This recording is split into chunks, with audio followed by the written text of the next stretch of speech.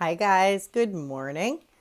I am here to do an update. I can't believe it. It's on a Monday as well, which never happens, although I try to do it on a Monday. It just never happens. But today, I have a free Monday. The kids just went to school. I'm going to be doing some meal prepping. I'm going to do my egg bites. Very simple. And yeah, so let me get into all the info for today. So my name is Dory. I am 47 years old, 5'4" tall. On September 12th, 2016, I had vertical sleeve gastrectomy weight loss surgery, and that was with Dr. Darren Tischler of Hartford, Connecticut at Hartford Hospital. My highest recorded weight was 350 pounds. Day of surgery weight was 300.5. And today I was 167. I've been fluctuating between 165 to 167. Not a big deal. My ultimate goal, my goal range that I had changed recently is 150 to 155. Let's see what else. The lowest I've seen so far is 163. Yeah, that's really about it about the weight. Nothing's really changing. I did, however, if you see behind me, I put up our Christmas tree. Well, not me, but my husband put up the tree. The kids decorated the tree. Behind me, I don't know, I don't think I can flip it around, but I can probably put it like this. Okay, there you go. So this is what's behind. It's below my TV, and I decorated all under here yesterday. So we have nutcrackers, and this right here is just a thing I hold my phone on. Actually, my 11-year-old designed it for me. How cute is that? And the phone fits in there to go sideways. But anyhow, so yeah, this is a snowball candle. I used to work for Party Light, and it is hollowed out in the middle. And the more that you light it, the more hollowed out it got. And of course, my favorite candle. Let me hang up my phone again. And get back into what I'm doing. Look how cute this is. I bought this last year. There is my husband, me, my oldest son, Dan, then my oldest daughter, Sarah, and then there's Isabella, Mariah, Ethan, and Victoria. Of course, it's backwards to you, but this was last year. I love that. I think it's the cutest little thing. But anyway, so yes, so today is Monday and tomorrow is Tuesday, and Tuesday is a big day because it is our monthly support group meeting in Hartford, Connecticut. I live in Massachusetts. It's about 45 minutes from here, but I am speaking. I am the guest speaker. I don't know what they're going to be talking about. I think it's maybe it's an exercise, or I know last month when I went, it was supposed to be Ask the Doctors, and it was supposed to be my surgeon was supposed to be there. And basically it's for people who are pre-op or post-op, and whatever questions they have for him, they can ask him. And so, but last month was a conflict in schedule. And this month, I don't believe he can do it either. But I don't even care what the topic is. I'm excited. I just actually sent my speech to the woman who is like the coordinator for the support group meetings. And so, yeah, so I just sent it. I'm basically going to talk about my journey, how I felt about myself beforehand, how I feel about myself now, some little reminders for people, like taking before and after photos, measuring, because when the scale doesn't go down, at least you still have the measurements, to drink all your water, to not test out your pouch and try to drink as much food and alcohol and things like that, not to rush into alcohol, not to rush into foods that you're not sure whether or not you can handle, to use the tool as it was designed, not that it is everything that it's going to do on its own. You have to work it, and just a bunch of stuff like that. Just my normal spiel on here. Of course, I sent my links to my YouTube channel and to my Instagram for the woman, because I don't know how to do PowerPoint. And so she's going to put it in a PowerPoint kind of presentation, I guess. And so I'm assuming that there's going to be pictures of me before and after off my Instagram. Maybe she's going to show my very first YouTube video. I'm not quite sure, but I'm excited to be able to share.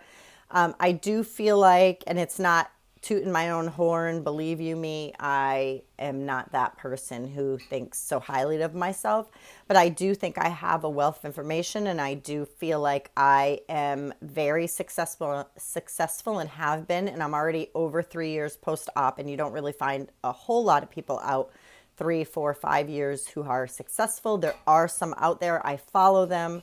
I did talk about surrounding yourself with people who have the same goal in mind, and not just going on YouTube and researching people who have they said the surgery has failed them, or their tool doesn't work, or they're broken, or whatever, because in most instances it's that they failed the tool. The tool didn't fail them. They just didn't want to stop eating all the bad stuff or whatever. And so I shared that in there, which was fine. Let's see what else is going on in my world. We're not quite sure what's happening with my husband's job, his position on the base. He got some information at a meeting. I can't really go into details about, but what he's doing for his job and what he was trained in is not going to be used in the future. And so that kind of puts a big damper on things. Definitely, we don't have a timeline. It could be next year. It could be in 10 years. So we're kind of figuring out what we're going to do. And for anybody who's new, my husband is in the Massachusetts Air National Guard. We decided to go with the Guard because we did not want to move everywhere. But now we may have to go active duty, which means that we would go active duty Air Force, and we would be that military family who moves every 4 to 5 years, or 3 to 6 years. I don't even know. But we're weighing our options. There's also there's a Guard base in South Carolina that we're looking at. Now, we live in Massachusetts. It's in actually, I won't say where it is, but I'll say that it's in South Carolina. My in-laws live in North Carolina. The reason I'm not saying where it is because it's actually next to a YouTuber who I'm very, very close with, and I would be so excited to move close to her. Yeah, so I would never want to compromise anybody's address or anything like that. So I won't say where it is, but my in-laws live in Waxhaw, North Carolina. It's near Charlotte. And so this Guard base is near them. It would be not too close, but close enough where it's traveling distance where we would not have to drive a plane, take a plane. We could drive there, and it's under 2 hours. And the way I drive, it's probably only an hour. So anyhow, so we're thinking about that. You guys can be praying for me. We have a court date on December 16th for my niece. It is a placement hearing. I don't know all of the details about it. I just know that I am supposed to get guardianship. I don't know if that's going to happen. I don't know. I've never been through this before, so I'm not sure. Many of you guys have probably been through this. I'm not quite sure what they're going to expect or what they're going to want. But they are going to be placing her in my guardianship, which means that I trump her mother in any decisions, and I am in charge of visitation. What that means if we do relocate to South Carolina is that she could come with me. So we would just have to be able to give her mother some sort of visitation, but her mother has supervised visits. So I would just have to fly back with her. I'm going to say probably every 3 months is my guess, but I'm not sure. These are all things that I will explore when time comes sooner. But I did find out that once I take guardianship, I don't need permission to move anywhere. I can move anywhere I want. And because we are a military family, I think that the judge would give us more leniency. Her mom has had enough time to get her act together. And since she has not, they're going to take more of her rights away, is what I'm thinking this is all about. And so she's been with us for 4 months and almost 4.5 months. And she's been away from her mom for almost a year. And there hasn't been enough effort on her mother's part to change and to give up alcohol and all the rest of the stuff for them to be happy. I don't get involved with all that nonsense. I don't speak to her mother. I don't speak to my brother, who is her dad. Very minimally. I even speak to my own mom just because I just don't want any information about them. I don't want to know if they're seeing each other, how often they drink, whether they're belligerent drunk, whether any of them have been arrested. I don't even want to know. I just care about my niece and getting her back on track. And she's doing well. She is not doing well in school. She has ADHD. We just upped her medication.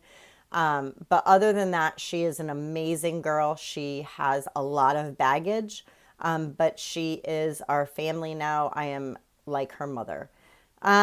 So that is what we're thinking as far as moving. So if we were going to stay in the Guard, there is a wonderful base down south, and that is where we are looking to move, especially if there's a position that they're saying they're eliminating here. If we go active duty, then we go where the military tells us to go. But if I have a choice and we move to South Carolina to be closer to my in-laws, and then my husband is deployed here or there and then just comes back home to us, then we could do that as well.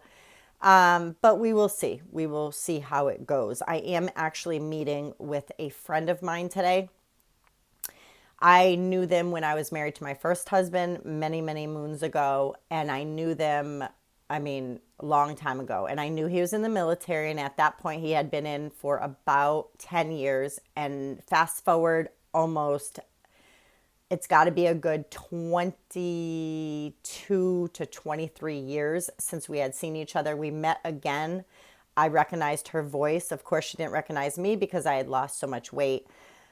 But we met each other on base and we couldn't believe it. So we were reunited. Come to find out, her husband is a colonel. He is a full bird colonel in the Air Force. And he is the commander of the base that is closest to me, not the one my husband's at. But I'm meeting with them today to have lunch. Luckily, I get both of them. His wife has been a military wife, of course, for about, 30 years or so. And so she has a wealth of information, and her son is actually in the Air Force as well. He is a pilot. He is an officer. He's extremely young. I think he's probably he's under 30 years old. He's probably 27 years old, and he is an officer already, and he's a pilot. So I'm going to meet with both of them today and pick their brains on what we should do and what's out there. Since we are, mostly new to the military. We've only been in for about a year and a half. I don't know what's out there. Her husband being a full bird colonel could definitely say something like, hey, I can pull him over to my base. He can work with me in my shop, and we can get him an AGR position, which is what we've always hoped for, which is active guard reserve. There is an opportunity for him. Right now, he is working a civilian job on base through the military. And so basically, he works full-time doing what they call a technician job, and it is temporary. It's 6 months, I believe. Now his 6 months is almost up. So they could renew it for another temp tech position, or he can go full-time tech, which he applied and other people got the position and not him because he's been there the least amount of time at the time that they were hiring. And so now he applied yesterday for the full-time tech position, which means that if he got it, then that would mean that even though they eliminate that job I had mentioned, they still federally have to find him another job within the military, and so he wouldn't lose that full-time status. So that's what we're hoping happens, or that he gets an AGR position. I'm not really sure what is going to happen, but I'm just having faith and praying that it's going to be fine. But when I meet with my friends today for lunch, that is when I'll get more information. Hopefully. Maybe they don't know anything. I don't know. He usually, because he's a colonel, knows everything, even when I tell him he already knows. So anyway, so that is what I'm doing today. I'm going to do the egg bites. I'm going to film that. I'll put it in at the end of this video just so you guys can see it. It's extremely easy. I did it not too long ago. I had filmed it, but I deleted it by mistake. And my husband loved the egg bites so much that they're gone. And so I'm making more. That's what we do. Let's see what else. I am finishing up my Christmas shopping. Hopefully this week, possibly by the beginning of next week. And we are having Thanksgiving dinner at my home, or Thanksgiving, I don't know, lunch. I don't know, whatever's after lunch, like 2 o'clock in the afternoon, we'll eat. We're having a ton of food. My husband and I are cooking most of it. My oldest daughter and her boyfriend are coming, and they are making, or they're bringing dessert. I bought a coquito, which is a Spanish rum eggnog type thing. I don't really like it. Thanksgiving just doesn't do it for me. None of really the big holidays food does it for me anymore now that I'm so far post-op. Used to, even Easter is a big Polish holiday, and Polish tradition would have like kapusta, gołąbkis, pierogis, kielbasa, babka bread. I mean, you name it. And we always grew up on that. My dad has been passed away for many years, and I'm the only one who makes it. I make a borscht, and ham and eggs, and horseradish goes in there, and it's hard-boiled eggs. I don't know. I'm just not into it. I just don't eat it. And it's kind of a bummer because I want to eat it. I want to love it, but I actually really don't because it's not good for you. Of course, the kielbasa is great. Kapusta is just cabbage with seasoning and salt pork and all that. Pierogis, it's got dough, so I don't eat it. Gołąbkis, I can eat the outside, but the inside has rice in it, so I don't eat that. I may have a bite or two of something, but it's not a thrill of mine anymore. Yeah, nothing. There's just, I don't know. It's just not a thrill. It's not exciting. I don't think, ooh, I'm going to have stuffing. I'm going to have mashed potatoes and turkey and gravy. And I don't know. It doesn't thrill me anymore. It's not, I can take it or leave it. I'll probably end up having a tiny bit of turkey. I may have gravy on it. Potatoes, I don't know. I'd maybe have a tablespoon of potatoes, a tablespoon of stuffing, maybe one pierogi, and that's probably, oh, and cranberry sauce. I like that. It's not really healthy. It's got a lot of sugar, but I'm sure I'll have a slice of cranberry sauce, and that is it. Yeah, even the desserts, I don't know. It's kind of funny. My whole life, I don't even know, like, okay, so I don't even know like what to describe this as, because my whole life has always revolved around food, and now it doesn't thrill me anymore. And so I have to really fight to find something that thrills me. And so I won't like shop too much, spend too much money. I don't know. Drink too much coffee. I don't know, whatever. As if you can really drink too much coffee. I know. But anyway, so that's really my update, guys. I'm trying hard to get back to the intermittent fasting, every couple weeks. I have not done it for a while, for probably a month. And so I'm just trying to kind of shake things up so I can lose those extra pounds. I feel comfortable. People are still giving me compliments. People are calling me skinny. People are, I mean, I look in the mirror. I think I look great. Yeah, I mean, I still want to get that weight off, though. I do still want to get the weight off and keep it off. And I want to see what I look like at 150 pounds. That would be 150 pounds I would have lost from my surgery weight. And 200 pounds from my highest, which would be amazing. But if I only stay in the 160s, the rest of my life, I'm not going to complain. I'm thinking about the whole plastics now and whether I would do that. I know a lot of us are waiting for Grace from Grace Gets Gastric to finish up her plastics. She goes in January, I believe. Is it January or March? Somebody goes in January. Maybe it's March. But anyway, she's going to see Dr. Alex Galvez. I do watch his YouTube videos. I am kind of squeamish, so sometimes I have to shut them off, but I watch them up until a certain point. So I think a lot of us really just want to see how she does and all the things that she's getting done, and we're thrilled for her, and I can't even wait. So that's about it. I'm going to go into the kitchen now, do some cleaning up, and then I will bring you guys my video for egg bites. See you later. Hey guys, so I am making my egg bites for you. I had to put the camera up a little bit higher, or else if I put it lower, you could see the ingredients, but you couldn't see me and you couldn't see the process. So I have a 12 muffin tin. I sprayed that with... where is it? Oh, it's over there. It's just regular cooking spray. I'm going to add to this. There are 6 eggs in here, and this is just a magic bullet. So there's 6 eggs, and on top I put pepper. I put some pink Himalayan sea salt. I put just a tad bit of adobo, minced onion. Probably all of this is maybe half of a teaspoon to a teaspoon. And then I put a bunch of everything but the bagel seasoning that I got from Trader Joe's. So I thought I was going to have 8 eggs, but I only have 6. So I add to the eggs some half and half, and I increased that to a full cup. So I'm going to pour the full cup of half and half into this. So it looks like that. This is the biggest magic bullet thing that I have.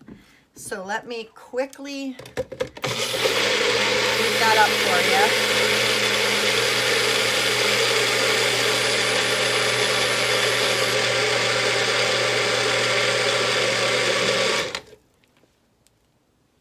Okay, that's all beaten up.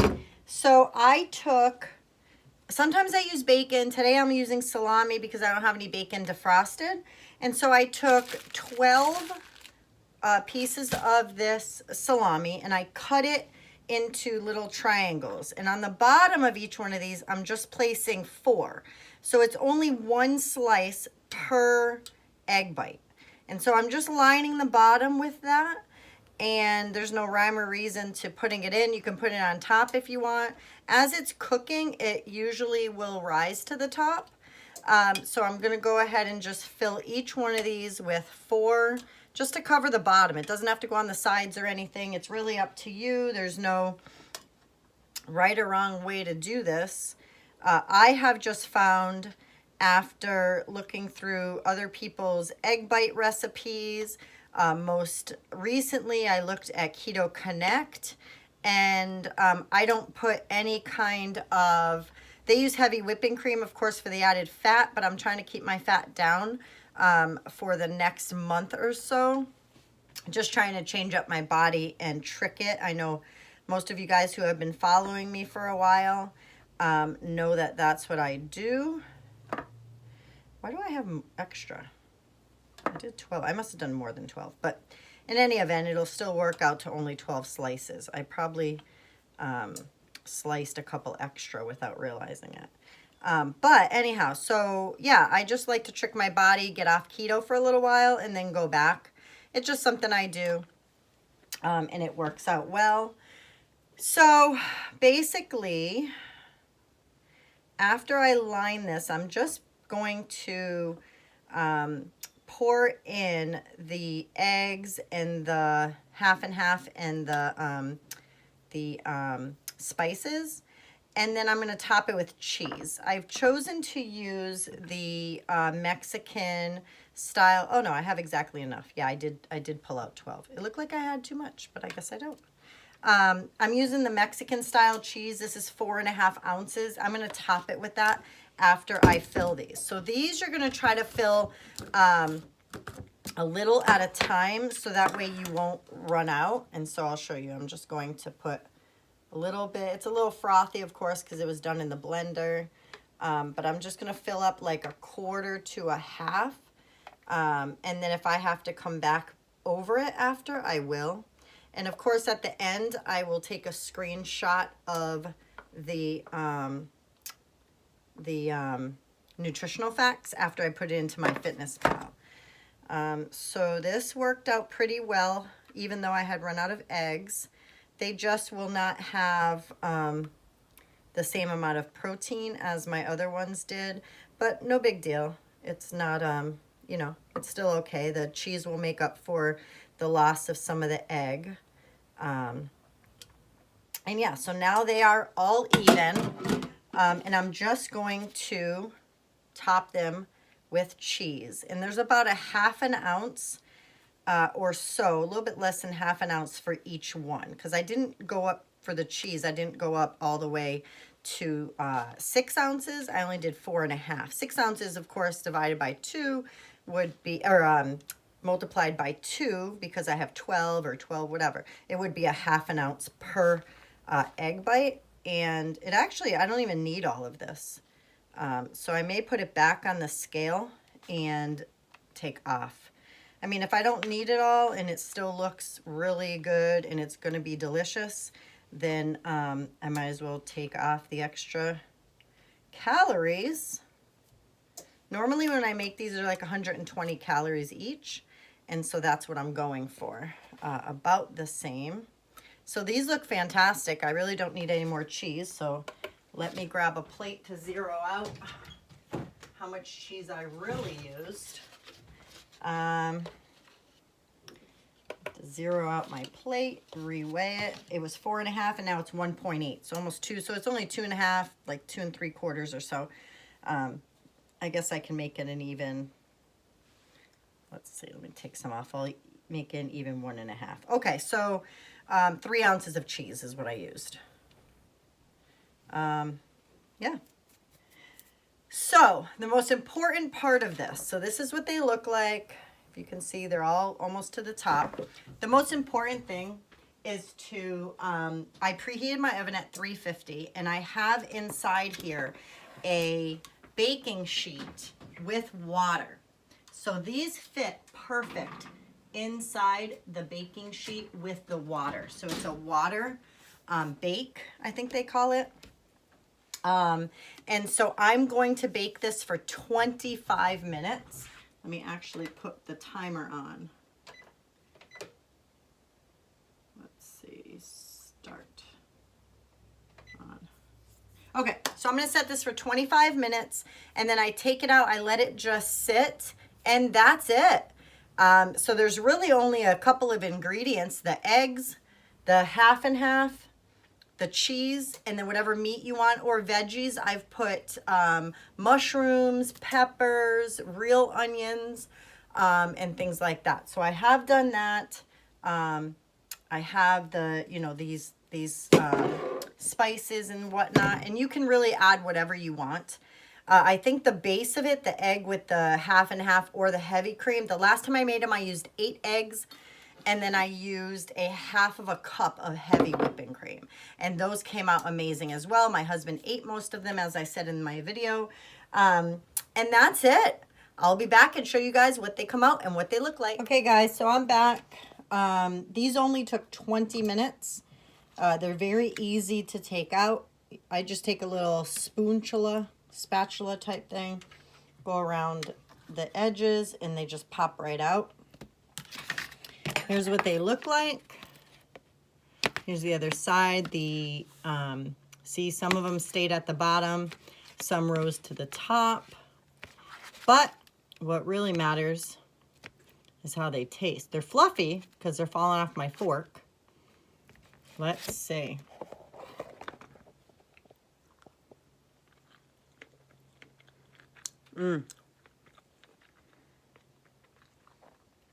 Very, very good.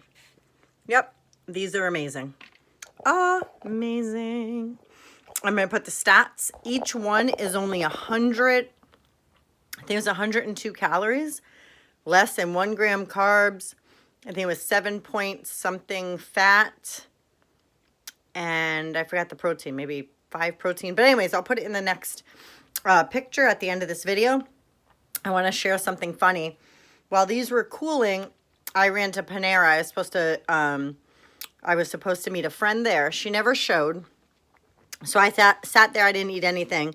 But as I'm sitting in the booth, I turned and there's like a little section, maybe, I don't even know how big it is. Not much. But I almost fell off my seat in the corner on the floor. Not because I didn't sit at the seat, because I didn't know that there was a hole there big enough for my butt to fit through. Anyhow, happy NSV.